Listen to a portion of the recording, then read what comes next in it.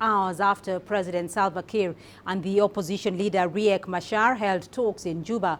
The African Council of Religious Leaders has urged them to ensure they meet the deadline to implement the 2018 peace deal. Despite reaching no agreement on a raft of unresolved issues, both sides have expressed confidence that the unity government will come together in time. CGTN's Wilkister Nyabwa reports. This was the second day of talks between South Sudan's President Salva Kiir and his former deputy Riek Machar. After meeting for 3 hours, both leaders reiterated their desire for peace. They vowed to resolve the outstanding issues holding up the formation of a unity government in South Sudan. And I have come back to Juba. Even if I go away for some time, the next coming, maybe gov't will determine my status to be free to come and discuss more with you here.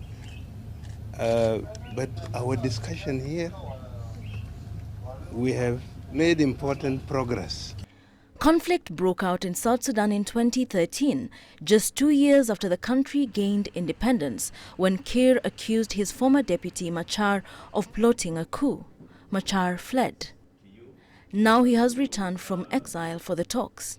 After their meeting, the two promised to meet regularly in the lead-up to the formation of a transitional government of national unity. That's expected by the 12th of November. It is a deadline that some fear may lapse without further progress. In Kenya, the African Council of Religious Leaders met to urge the South Sudanese leaders to ensure the deal is implemented. As the 12th November deadline set by the signatories draws closer, we are concerned by the continued delays in implementation.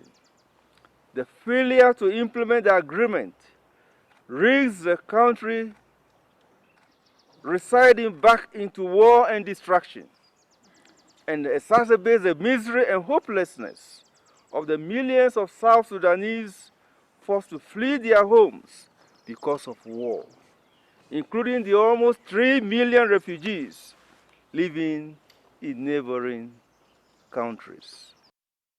But there are hurdles. The peace deal mandates that the transitional constitution be amended by parliament ahead of the formation of a unity government. But the country's lawmakers are on a 2-month recess that started 2 weeks earlier.